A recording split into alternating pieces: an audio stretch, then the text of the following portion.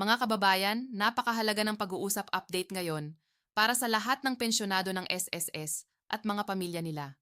Ito na marahil ang isa sa pinakamalaking balitang dapat ninyong malaman ngayong Setyembre 2, 25. Usapang pension release, dagdag o increase at malinaw na paliwanag sa kung pwede pa bang bumalik sa trabaho ang mga pensyado kahit tumatanggap na ng buwanang benepisyo. Kaya siguraduhin ninyong tapusin ninyo ang video na ito dahil bawat detalye ay mahalaga at posibleng makaapekto sa inyong buwanang kita at kabuhayan. Unahin natin ang pinakabagong anunsyo mula sa Social Security System.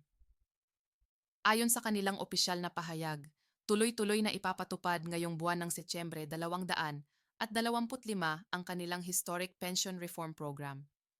Ito ay bahagi ng 3 taong hakbang ng SSS para itaas ang benepisyo ng lahat ng pensioners, kabilang ang retirement, disability, survivor, at iba pa. Ang ibig sabihin nito, lahat ng pensioners ay makakatanggap ng dagdag sa kanilang buwan ang pensyon simula sa release ngayong buwan. Ang increase na ito ay hindi one-time lang, kundi bahagi ng series of adjustments na magaganap mula 2.25 hanggang 2.27. Kung dati ay maraming pensioners ang nagrereklamo na kulang ang nakukuhang buwan ng pensyon kumpara sa tumataas na presyo ng bilihin ngayon, ay masasabing nakikinig na ang pamunuan ng SSS. Ayon mismo sa datos, mayroong 10% increase para sa retirement at disability pensioners ngayong taon at inaasahan pang tataas ito hanggang umabot ng 33% cumulative increase sa loob ng 3 taon. Kaya't malaking kaginhawaan ito para sa ating mga lolo at lola na araw-araw ay nagsisikap pagkasyahin ang kanilang natatanggap na benepisyo. Mahalagang ipaliwanag na ang increase ay automatikong idaragdag sa inyong pensyon. Hindi na kailangan pang pumila, mag-apply o magsumite ng panibagong dokumento. Kapag dumating na ang petsa ng release ng inyong pensyon sa buwan ng Setyembre, makikita ninyo agad ang dagdag na halaga sa inyong ATM or account. Ang sistema ng SSS ay nakaset na para isama ang increase sa lahat ng kwalipikadong pensioners. Kaya huwag kayong magpapadala sa mga scam o maling impormasyon na kailangan ninyo pang magbayad o magrehistro muli para makuha ang dagdag. Libre ito at bahagi ng benepisyo ninyo bilang pensyado. Ngayon, dumako naman tayo sa petsa ng release. Ayon sa SSS, hindi magbabago ang schedule ng payout. Tulad ng dati, depende ito sa inyong account number or disbursement schedule.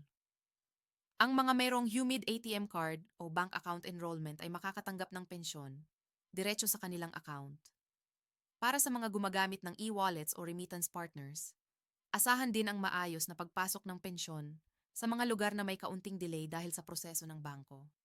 Tiniyak ng SSS na gagawin nila ang lahat para maiwasan ang aberya. Kaya't malaking tulong na rin na maaga pa lang ay double-check na ninyo kung tama at updated ang inyong bank account details sa MIS portal para sigurado na walang problema sa release. Pag-usapan naman natin ang epekto ng increase na ito. Ayon sa datos ng SSS, higit 3.5 milyong pensioners sa buong bansa ang makikinabang. Kung dati ay umaabot lang sa 5,000 bonggo hanggang bonggo ang buwanang natatanggap ng marami, ngayon ay makakadagdag ng mahigit 5 bonggo hanggang PH. Buo kada buwan depende sa inyong pension computation. Para sa ilan, maliit pa rin ito kumpara sa aktwal na gastusin. Pero tandaan natin na hindi lang ito one-time adjustment. Simula ngayong Setyembre, tataas na ang base amount ninyo at sa susunod pang 2 taon ay may dagdag ulit. Kaya't masasabing ito ay tuloy-tuloy na hakbang para maitaas ang kalidad ng buhay ng ating mga senior citizens. Ngunit habang masaya ang karamihan sa increase na ito, isang malaking tanong pa rin ang bumabagabag sa mga pensioners. Kung ikaw ba ay tumatanggap na ng pensyon, maaari ka pa bang bumalik sa trabaho? Ito ang gustong linawin ng marami dahil may ilan na kahit may pensyon na ramdam pa rin ang kakulangan at nais pang magtrabaho para makatulong sa pamilya. Ayon sa Social Security Act at paliwanag ng SSS mismo, may malinaw na patakaran ukol dito. Kapag ikaw ay tumatanggap na ng buwan ng pensyon at nagpasya kang bumalik sa formal employment na covered ng SSS, pansamantalang masususpende ang iyong pensyon habang ikaw ay aktibong nagtatrabaho. Ang rason dito ay simple. Ang pensyon ay ibinibigay bilang kapalit ng sahod na nawala noong nagretiro ka.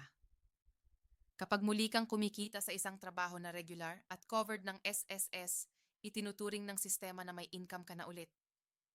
Kaya hindi mo sabay-sabay makukuha ang sahod at ang pensyon.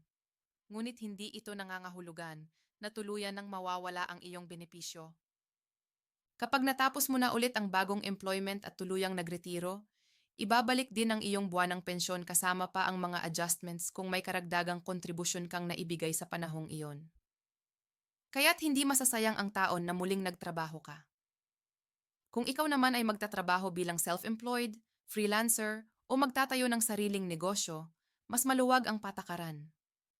Hindi otomatikong masuspende ang iyong pensyon dahil hindi ka naman formal employee sa ilalim ng SSS coverage.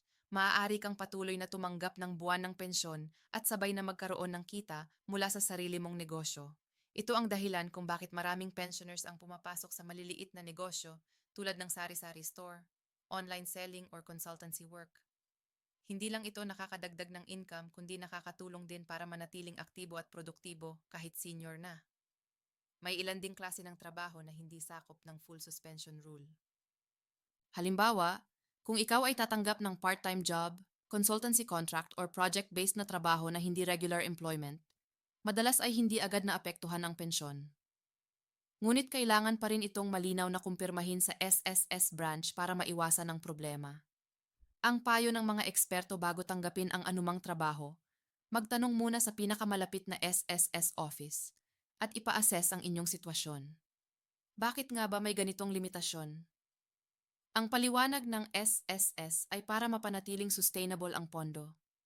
Kung walang ganitong kondisyon, posible na dumoble ang bayad ng sistema sa isang tao na parehong may sahod at may pensyon. Sa haba ng listahan ng mga pensioners ngayon at sa limitadong pondo ng SSS, mahalaga na manatili ang balanse upang lahat ay may matanggap. Ngunit muli, malinaw na hindi ibig sabihin nito ay bawal na bawal magtrabaho. Pinapayagan pa rin ngunit may kaakibat na adjustments depende sa klase ng trabaho. Kaya para sa mga pensioners na nag-iisip pa lang, ang pinakamainam na gawin ay timbangin ang inyong pangangailangan. Kung sapat na ang pensyon at gusto ninyo ng mas tahimik na buhay, maaari kayong mag-focus sa pag-enjoy ng benepisyo ninyo. Ngunit kung kinakailangan talaga ang dagdag kita, maaari kayong mag-self-employed or magnegosyo para hindi maapektuhan ang pensyon. Kung sakali namang kailangan ninyong bumalik sa formal employment, dapat handa kayo sa pansamantalang suspension ng pensyon at siguraduhin ninyong, malinaw ang terms bago pumirma sa anumang kontrata. Isa pang mahalagang bagay na dapat tandaan ay ang transparency. Maraming kaso na hindi nagsasabi sa SSS ang isang pensioner na bumalik pala sa trabaho, kaya nagkakaroon ng overpayment at kalaunan ay pinapabayaran ito.